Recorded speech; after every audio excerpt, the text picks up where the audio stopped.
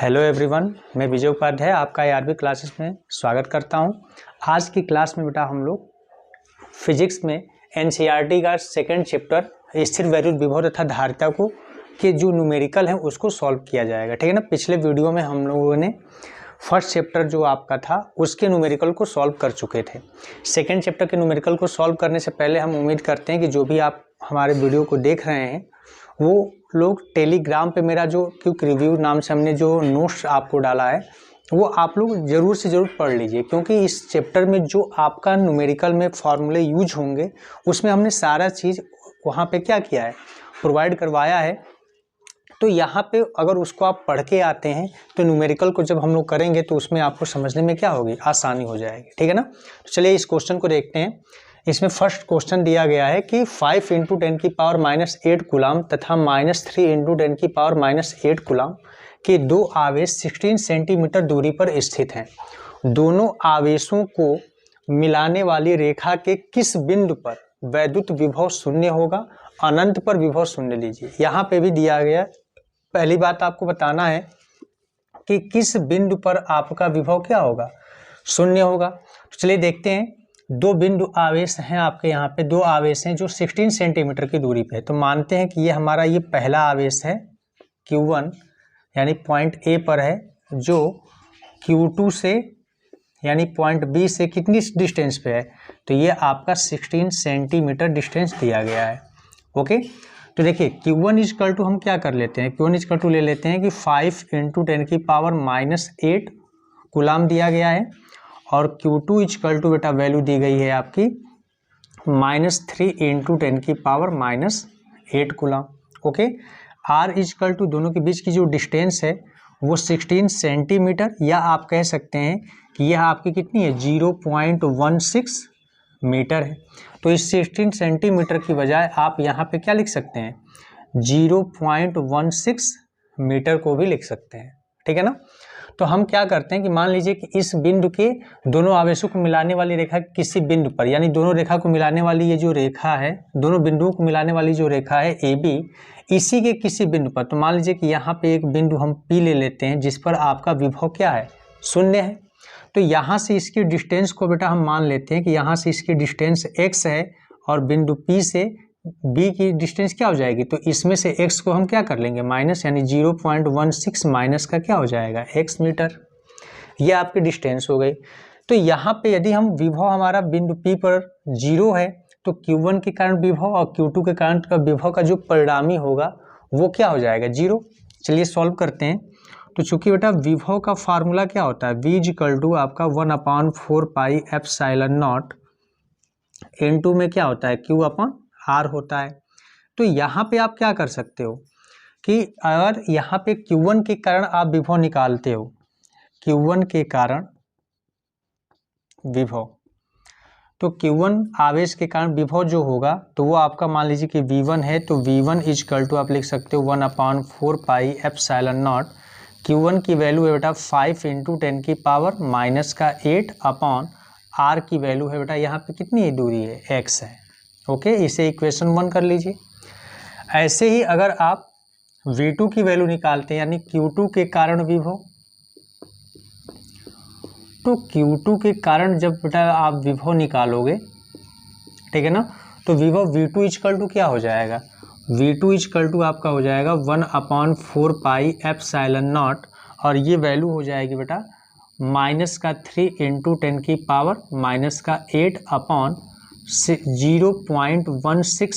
-0.16 x। Okay.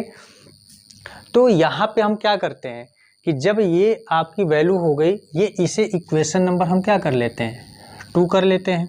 Okay. तो यहाँ पे अब हम इन दोनों का अगर परिणामी विभव देखा जाए तो परिणामी विभव कितना हो सकता है बेटा, तो परिणामी विभव V इक्वल टू हम क्या कर सकते हैं, V1 + V2। V की तो वैल्यू 0 है क्योंकि बिंदु P पर विभव क्या हमें लेना है, 0। तो 0 हो गया, तो V1 की वैल्यू कितनी है, तो देखिए दोनों में आपका यहाँ पे देखिए 1/4πε0 और -8 है। ओके। दोनों में है तो दोनों में या तो कॉमन कर लीजिए या तो ऐसे ही दोनों में कॉमन कर लेते हैं। तो 1/4πε0 × 10⁻⁸ ये वैल्यू दोनों में है। तो दोनों में है तो इसको कॉमन कर लेते हैं। तो यहाँ पे क्या बेटा आ जाएगा 5/x, और देखिए ये प्लस है और ये माइनस है, तो प्लस माइनस क्या होता है यहाँ पे माइनस हो जाएगा। तो आपकी जब ये वैल्यू पुट करोगे तो इसमें ये 1/4πε0 और 10⁻⁻8 कॉमन हो गया है। तो यहाँ पे क्या आ जाएगा 3/0.16 - x, इतना आ जाएगा।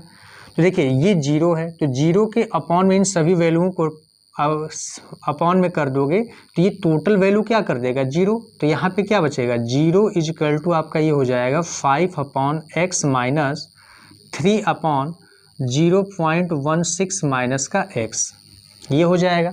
टोटल वैल्यू को अपॉन में कर देंगे आप तो ये टोटल वैल्यू क्या हो जाएगी 0 हो जाएगी। अब माइनस वाली वैल्यू को इस साइड ट्रांसफ़र कर लीजिए तो ये क्या हो जाएगा पॉजिटिव हो जाएगा। 3/0.16 माइनस का x = 5/x। यहाँ पे आप क्रॉस मल्टीप्लाई कर लीजिए। जब बेटा आप क्रॉस मल्टीप्लाई करते हो तो देखिए 3 से x में मल्टीप्लाई करोगे तो क्या आ जाएगा, यहाँ पे हो जाएगा आपका 3x, और 5 से इधर मल्टीप्लाई कर लिए 16 5 जा क्या होता है 18 होता है, 16 5 जा 80 होता है। तो ये हो जाएगा आपका 0.80 माइनस का यहाँ पे हो जाएगा आपका 5x। ओके, तो यहाँ पे आप क्या कर सकते हो 5x को इस साइड करिए ट्रांसफ़र, तो ये हो जाएगा आपका 3x + 5x = 0.8। ओके, तो यहाँ पे आप ऐड कर लोगे 5 और 3 कितना हो गया, ये हो जाएगा 8x = 0.8 या x = 0.8/8। तो डिवाइड कर लोगे तो ये आपका हो जाएगा 0.1। तो x = आप यहाँ पे क्या लिख सकते हो 0.1 मीटर, या 100 से अगर आप मल्टीप्लाई कर देते हैं तो ये हो जाएगा 10 सेंटीमीटर। ओके, यानी आप ये कह सकते हैं कि Q1 से हमने x डिस्टेंस लिया था, यानी Q1 से 10 सेंटीमीटर की दूरी पर आपका विभव क्या हो जाएगा 0। या आप ये कह सकते हैं यहाँ पे देखिए 16 सेंटीमीटर डिस्टेंस दिया गया था, 16 सेंटीमीटर से अगर 10 सेंटीमीटर माइनस कर लोगे तो बचेगा आपका कितना 6 सेंटीमीटर। तो 6 सेंटीमीटर के डिस्टेंस पे यानी Q2 से 6 सेंटीमीटर के डिस्टेंस पे आपका विभव जो होगा वो क्या हो जाएगा 0 हो जाएगा। ठीक है ना। इसके बाद आपका दिया गया है कि अनंत पर विभव शून्य लीजिए। देखिए अनंत पर विभव हम शून्य ले लेंगे, लेकिन इससे पहले देखिए अब डायरेक्ट हम करते हैं। ठीक है ना। यहाँ पे हमने क्या देखा कि जो भी इक्वेशन, ये देखिए 1/4πε0 10⁻⁻8, ये जो भी वैल्यू आपकी थी ये सब 0 हो गई। वैल्यू लास्ट में हमारी क्या बची है 5/x, यानी 5 क्या है इस Q1 का आवेश जो है उसका मैग्नीट्यूड, यानी जो डिजिट दिया गया था वो है, अपॉन में इसकी बीच से दूरी, और वैसे ही आपका यहाँ पे Q2 के लिए जो 3 आया बटा में दूरी। तो डायरेक्ट हम इसी वैल्यू को रखते हैं, फिर से आप फॉर्मूला रखोगे फिर से इसको सॉल्व करोगे, आपका टॉपिक लंबा हो जाएगा। ठीक है ना। तो यहाँ पे हम क्या करते हैं चलिए देखते हैं। अंत पर अगर हम शून्य लेते हैं तो ये मान लीजिए कि ये आपका Q1 था A पॉइंट पर, और ये आपका बेटा Q2 था B पॉइंट। ठीक है। तो ये इसकी बीच की जो दूरी थी आपकी वो 0.16 मीटर थी टोटल। तो यहाँ से हम क्या करते हैं कि A बिंदु से हम लेते हैं कि X पॉइंट पे कहीं, यानी बीच की X डिस्टेंस पे आप इसको आगे बढ़ाते हो तो यहाँ पे एक पॉइंट है आपका क्या O। ठीक है। X डिस्टेंस पे जिस पे आपका विभव क्या हो जा रहा है शून्य हो जा रहा है, ये इनफाइनाइट ही है, डिस्टेंस को हमने x में रिप्रेजेंट कर दिया है। ठीक है ना। तो अगर ये 0 हो जा रहा है तो देखो यहाँ से इस Q1 से इसकी डिस्टेंस तो कितनी है x है, लेकिन Q2 की जो डिस्टेंस है वो 0.16 मीटर यहाँ से यहाँ तक है। तो इतनी डिस्टेंस Q2 के लिए कितनी होगी, तो बेटा Q2 के लिए अगर डिस्टेंस देखोगे आप तो क्या हम कर लेंगे x माइनस 0.16 मीटर। अगर इसको हम माइनस कर लेते हैं तो आपको बेटा ये टोटल डिस्टेंस आपकी कहाँ से हो जाएगी Q2 से O बिंदु तक की इसकी डिस्टेंस हो जाएगी। ठीक है। पुनः हम यहाँ पे अगर आपका O पॉइंट पे क्या है विभव शून्य लेना है, हमें 0 हो गया है। तो अगर ये 0 होता है तो यहाँ पे देखिए अभी आपको मैंने बताया था कि जब 0 हो जाएगा तो विभव आपका क्या होता है, चलिए यहाँ पे लिख भी देते हैं V = V1 + V2। तो Q1 की वजह से जो हम विभव निकालेंगे वो V1 है, Q2 के कारण जो विभव आएगा वो V2 है। दोनों में फिर से 1/4 पाई एप्सिलॉन नॉट और 10 की पावर -8 कॉमन लेंगे, 0 हो जाएगा। तो हम डायरेक्ट कर लेते हैं, ये विभव V 0 है। V1 में हम क्या कर सकते हैं, देखिए Q1 की वैल्यू जो है वो 5 × 10 की पावर -8 है, तो 10 की पावर -8 को कॉमन कर लेते हैं, तो 5 अपॉन यहाँ पे इसकी डिस्टेंस हो जाएगा। तो इसकी डिस्टेंस कितनी है, x है, तो x कर लीजिए -3 अपॉन बेटा हो जाएगा ये वाले डिस्टेंस, यानी x - 0.16। इसको आप सॉल्व कर लीजिए, इसको इस साइड लाओगे तो प्लस हो जाएगा, तो 3 upon x - 0.16 equal to 5 upon x, cross multiply कर लीजिए, तो ये हो जाएगा 3x इजकल टू 5x -16, 5 जा 80, यानी 0 पॉइंट ये क्या हो जाएगा, 8 हो जाएगा। इसको सॉल्व करते हैं, इसको देखिए, इसको इस साइड लाओगे आप तो 3x - 5x इजकल टू -0.8। आगे सॉल्व करिए, देखिए 5x में से 3x माइनस होगा तो माइनस का 2x इजकल टू -0.8, तो माइनस से माइनस ये कैंसिल हो जाएगा, x इजकल टू 0.8 अपॉन 2 से कैंसिल करोगे आप 0.4 आ जाएगा। x इजकल टू 0.4 मीटर, या आप कह सकते हो कि x इजकल टू 100 से मल्टीप्लाई कर लीजिए तो 40 सेंटीमीटर, यानी 40 सेंटीमीटर, यानी Q1 से 40 सेंटीमीटर की डिस्टेंस पे भी फिर से विभव क्या हो जाएगा आपका, 0 हो जाएगा। ठीक है, चलिए नेक्स्ट क्वेश्चन सेकंड नंबर देखते हैं।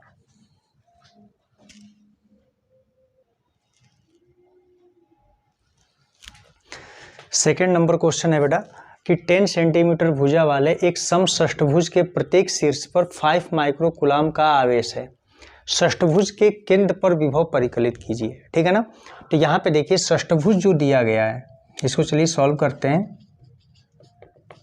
यहाँ पे देखिए 10 सेंटीमीटर वाला एक समषष्ठभुज है, तो समषष्ठभुज यानी समान उसकी सारी भुजाएं हैं, 6 भुजाएं उसकी क्या हो, षष्ठभुज में 6 भुजा होती हैं, तो यहाँ पे हम षष्ठभुज बना लेते हैं। जैसे मान लीजिए कि ये आपका एक षष्ठभुज है,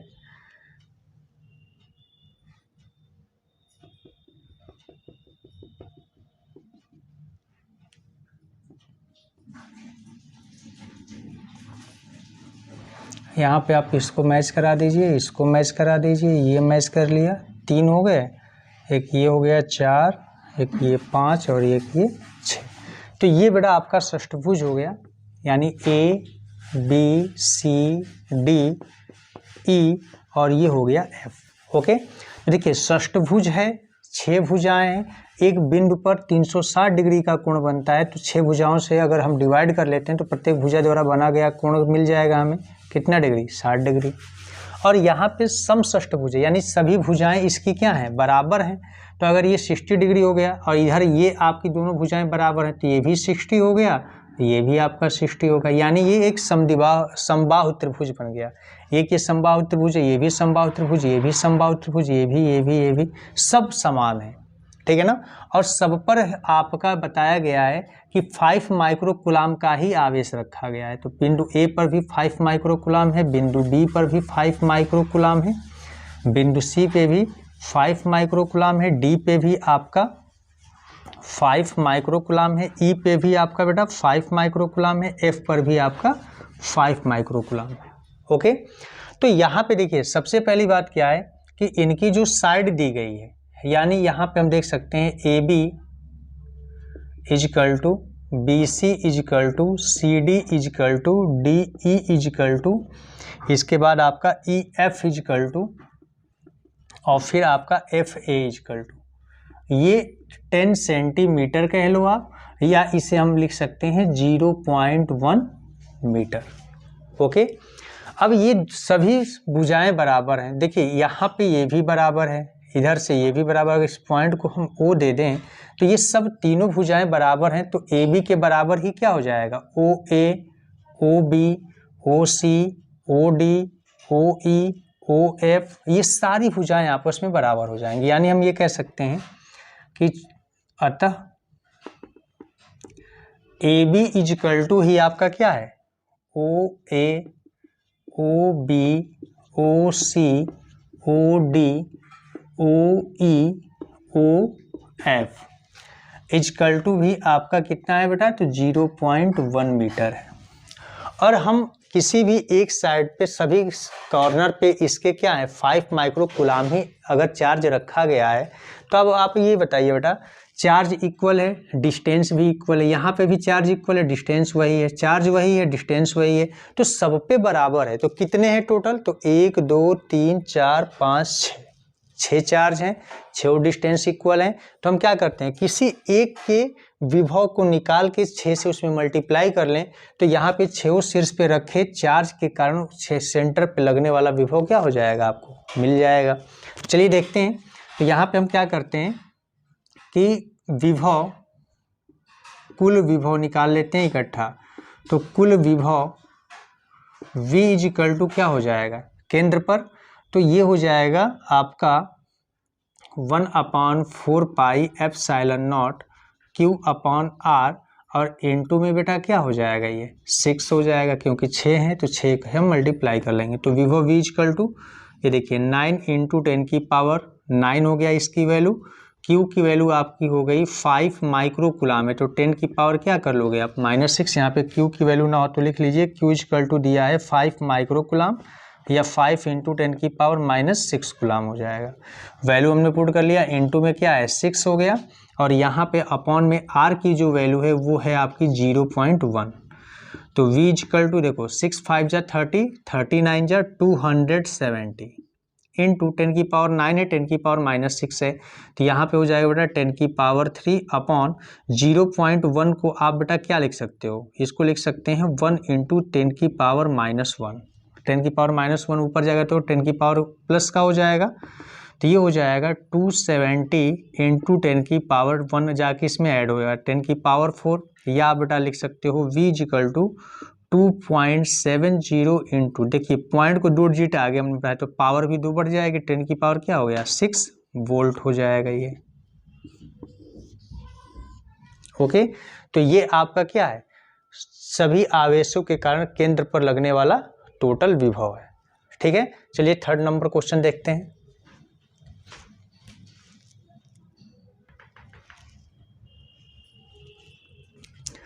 थर्ड नंबर क्वेश्चन है बेटा कि थर्ड नंबर में क्वेश्चन में आपको दिया गया है कि 6 सेंटीमीटर की दूरी पर अवस्थित दो बिंदुओं A व B पर दो आवेश 2 माइक्रो कूलम तथा -2 माइक्रो कूलम रखे हैं। ठीक है ना, तो यहाँ पे चलिए इसे सॉल्व करते हैं। यहाँ पे आपके पास दो बिंदु हैं, एक है आपका बिंदु A और दूसरा है बिंदु बेटा आपका B। दोनों पर, एक पर है आपका 2 माइक्रो कूलम, दूसरे पे है -2 माइक्रो कूलम। ओके, क्वेश्चन अब क्या पूछा है कि निकाय के सम विभव पृष्ठ की पहचान कीजिए। इस निकाय में सम विभव पृष्ठ की पहचान करना है। तो आप यहाँ पे ये देख सकते हैं कि जो निकाय दिया गया है A और B, तो इस निकाय का जो सम विभव पृष्ठ होगा वो AB से होकर जाने वाला जो इसका मध्य बिंदु है, ठीक है ना, C, इसी पर क्या है अभिलंब है, और मध्य बिंदु पर अभिलंब है। तो यहाँ पे जैसे देखिए, यहाँ पे अगर कोई हम तल रखते हैं, ठीक है ना, तो इसके प्रत्येक ये जो तल रखा गया कुछ C बिंदु पर ऐसे अभी इसके अभिलंब रखा गया है, तो ये इसी से इसके मध्य बिंदु से होके जा रहा है। तो इसका विभव निकाल लेते हैं। तो देखिए विभव यहाँ पे अगर हम देखते हैं कि Q1 इक्वल टू क्या हो सकता है 2 × 10 की power -6 coulomb, Q2 equal to, तो यहाँ पे -2 × 10 की पावर -6 कूलम। अगर यहाँ पे हम विभव निकालते हैं तो परिणामी विभव हमारा 0 होना चाहिए। बिंदु C पर के लिए अगर विभव निकालते हैं तो यहाँ पे क्या हो जाएगा, देखिए टोटल डिस्टेंस आपको कितनी दी गई है तो 6 सेंटीमीटर। तो इसको हम अगर मीटर में चेंज करें तो 0.06 क्या कह सकते हैं, मीटर कह सकते हैं। अगर ये आपका मिड पॉइंट है, मध्य बिंदु है, तो बिंदु A से C तक के बीच की डिस्टेंस क्या हो जाएगी 0.03, और बिंदु C से B तक के बीच की दूरी 0.03। तो अगर हम V1 और V2 को फाइंड करते हैं यहाँ पे तो क्या हो जाएगा, V1 equal to 1/4 pi epsilon naught, और बेटा ये हो जाएगा Q 2 × 10 की पावर -6 अपॉन डिस्टेंस कितनी है A और C के बीच की, तो 0.03। अब यहाँ पे हम प्लस कर लेते हैं, फिर इसकी वैल्यू रखते हैं 1/4 पाई एप्सिलॉन नॉट, और ये आपका क्या है बेटा आवेश, तो 2 × 10 की पावर -6 अपॉन में 0.03। अब देखिए ये आपका टोटल बिंदु C पर विभव हम निकाल रहे हैं V, तो V इक्वल टू क्या आ जाएगा 1/4 pi epsilon not 2 into 10⁻⁻6 upon 0.03 और प्लस माइनस क्या होता है बेटा minus 1/4 pi epsilon not 2 into 10⁻⁻6 upon 0.03। ये देखिए दोनों वैल्यू इक्वल हैं और एक प्लस है एक माइनस है, कैंसिल हो जाएगा, यानी बिंदु सी पर विभव कितना आ गया आपका 0। तो इस पे जो अभिलंब तल हम रखेंगे तो इसके अभिलंबों तो गुजरने वाला जो पृष्ठ है वो क्या है आपका 0 है, यानी इससे हमें पहचान में आ गया ये कैसा विभव है, सम विभव पृष्ठ है और प्रत्येक बिंदु पर इसका विभव क्या आएगा 0 आएगा। अब इसमें आपसे पूछा है कि इस पृष्ठ के प्रत्येक बिंदु पर विद्युत क्षेत्र की दिशा क्या होगी। तो आपको बेटा पता है कि विद्युत क्षेत्र की जो दिशा होती है वो प्लस से माइनस की ओर होती है, और तो यहाँ पे भी आपकी जो इसकी दिशा होगी वो पॉजिटिव से निगेटिव ही होगी, यानी ए से बी होगी और इस तल के क्या होगी अभिलंबवत होगी, ठीक है ना। इसी को आपको यहाँ पे लिखना भी होगा। तो सेकेंड वाले में बस आपको क्या करना है, इसकी दिशा को लिख देना है, ए से बी की ओर होगी अभिलंबवत, ठीक है ना। चलिए नेक्स्ट क्वेश्चन देखते हैं 4 नंबर।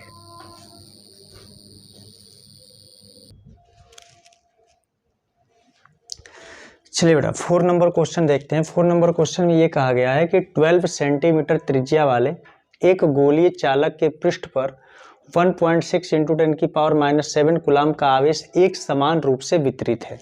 ओके, अब यहाँ पे ये दिया गया है, जिसे आप सॉल्व कर लेते हैं। चलिए हल करते हैं। इसमें देखिए 12 सेंटीमीटर त्रिज्या है, r इक्वल टू आपको बेटा दे दिया गया है 12 सेंटीमीटर, या इसको मीटर में चेंज करोगे आप तो 0 पॉइंट क्या हो जाएगा 12 मीटर हो जाएगा।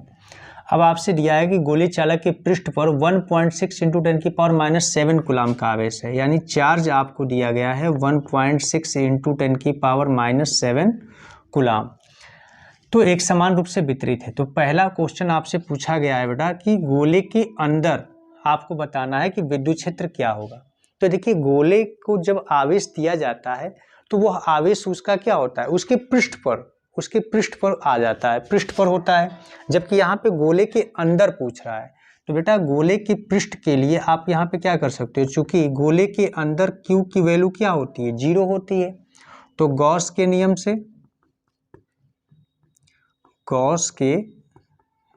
से फाई इक्वल टू क्या होता है Q अपॉन एप्सिलॉन नॉट। तो फाई इक्वल टू, तो देखिए Q की वैल्यू आपकी 0 है, एप्सिलॉन नॉट, तो फाई ई की वैल्यू बेटा कितनी आ गई 0। अब ये फाई ई की वैल्यू 0 आ गई, तो चूंकि बेटा फाई इक्वल टू क्या होता है E इंटू ds होता है, और E की वैल्यू जब आप फाइंड करोगे तो फाई ई की वैल्यू 0 है और अपॉन में क्या हो जाएगा ds, तो E इक्वल टू क्या आ गया 0, यानी वैद्युत क्षेत्र की तीव्रता क्या आ गई आपकी 0 हो गई। अब सेकेंड में आपसे कहा है कि गोले के ठीक बाहर, तो जब गोले के ठीक बाहर कह रहा है तो ये जैसे देखिए यहाँ पे जैसे मान लीजिए गोला है और इसके गोले के ठीक बाहर कह रहा है, तो इसके केंद्र पर हम मान लेते हैं कि चार्ज है और इसका जो आवेश है ये ऐसे वितरित होगा, ठीक है ना, चारों तरफ उसके सरफेस पे। तो यहाँ से इसकी डिस्टेंस आपको कितनी दी गई है गोले के ठीक बाहर, तो 12 सेंटीमीटर त्रिज्या या 0.12 मीटर, यहाँ पे जिसकी जो डिस्टेंस दी गई है 0.12 क्या है मीटर है। तो यहाँ पे हम वैल्यू पुट करते हैं तो वैद्युत क्षेत्र की तीव्रता E इक्वल टू फार्मूला आपका क्या होता है 1/4 पाई एप्सिलॉन नॉट, और यहाँ पे बेटा आपका हो जाएगा into Q upon R square. Value put कर लीजिए तो E इक्वल टू इसकी वैल्यू होती है 9 इंटू 10⁹। चार्ज की वैल्यू कितनी है Q की, तो 1.6 इंटू 10⁻⁻7 अपॉन में R की वैल्यू तो 0.12 का क्या हो जाएगा बेटा स्क्वायर हो जाएगा। इसे जब आप सॉल्व करेंगे तो ये क्या हो जाएगा E इक्वल टू 16 9 जा क्या होता है 144, तो पॉइंट की 1 डिजिट लग जाएगी यहाँ पे, इंटू 10 की पावर ये 9 है ये 7 है, तो प्लस माइनस क्या होता है बेटा माइनस, तो 9 में से 7 माइनस होगा तो 2 आ जाएगा, और 12 का स्क्वायर करोगे बेटा आप तो 144 होता है, पॉइंट की 2 डिजिट है तो 4 डिजिट पे पॉइंट लग जाएगा, यानी 0.0144, या इसे आप लिख सकते हो 14.4 इंटू 10 का स्क्वायर अपॉन पॉइंट को 3 डिजिट पीछे कर लीजिए तो 14.4 इंटू 10 की पावर -3, इससे ये कैंसिल हो जाएगा, 10 की पावर -3 ऊपर जाएगा तो पॉजिटिव होकर इसमें ऐड हो जाएगा, यानी 10 की पावर क्या आ जाएगा 5 न्यूटन प्रति कूलम। ओके, तो ये आपका क्या है, गोले के ठीक बाहर वैद्युत क्षेत्र की तीव्रता हो जाएगी। अब इसी में आपसे कहा है कि गोले के केंद्र से 18 सेंटीमीटर पर अवस्थित किसी बिंदु पर, तो गोले के केंद्र से यहाँ पे आपकी बेटा डिस्टेंस बढ़ा दी गई है, रेडियस कितना हो गया 18 सेंटीमीटर या कह लो या 0.18 मीटर कह लीजिए। तो इसकी तीव्रता कितनी हो जाएगी, तो E equal to 1/4 pi epsilon naught Q upon R square से, तो E की बेटा वैल्यू हो जाएगी 9 × 10 की पावर 9 इंटू 1 पॉइंट कितना है वैल्यू 6 × 10 की पावर -7 अपॉन R की वैल्यू बेटा यहाँ पे है 0.18 का स्क्वायर। ओके, तो जब आप इसे आप सॉल्व करते हो तो देखिए 16 9 जा क्या हो जाता है, यहाँ पे हो जाएगा 14.4 इंटू 10 की पावर 2 हो जाएगा, प्लस माइनस 9 में से 7 माइनस होगा तो 2 हो जाएगा। अब देखो 0.18 का बेटा आप स्क्वायर करते हो तो 18 का स्क्वायर क्या होता है 324, पॉइंट 2 डिजिट पे है, डबल होगा तो 4 डिजिट पे हो जाएगा, यानी 0.0324। इसको जब आप सॉल्व करोगे 2 डिजिट पीछे ले जाइए तो 14.4 इंटू 10 का स्क्वायर अपॉन यहाँ पे हो जाएगा बेटा 3.24 इंटू 10 की पावर -2। देखिए इससे ये 4.44 बार में कैंसिल हो जाएगा, तो आपकी वैल्यू बेटा हो जाएगी 4.44 इंटू 10 की पावर, देखिए -2 ऊपर जाके पॉजिटिव हो जाएगा तो 2 कितना हो जाएगा 4, यानी आपकी वैद्युत क्षेत्र की तीव्रता हो जाएगी 4.4 इंटू 10 की पावर 4 न्यूटन प्रति कूलम। ओके, तो ये आपका सी नंबर जो पूछा है कि गोले के केंद्र से 18 सेंटीमीटर पर, तो 18 सेंटीमीटर की डिस्टेंस पे आपका ये आपके वैद्युत क्षेत्र की क्या हो जाएगी तीव्रता हो जाएगी। ओके, चलिए नेक्स्ट क्वेश्चन 5 नंबर देखते हैं।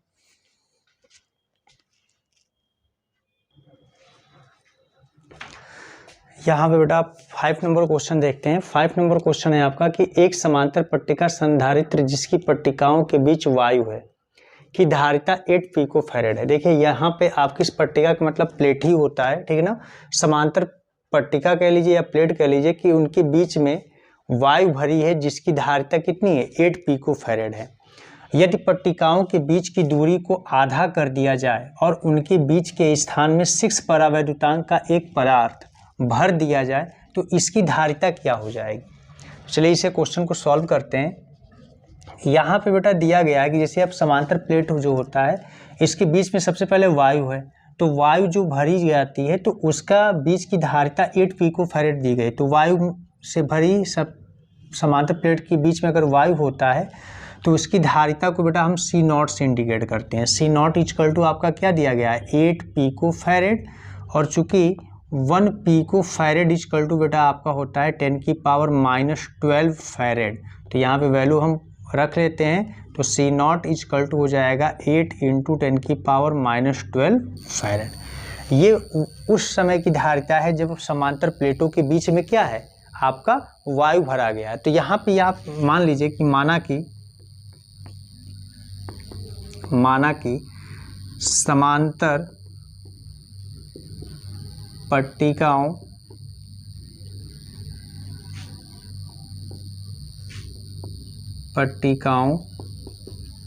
का क्षेत्रफल आपका क्या है A है, तथा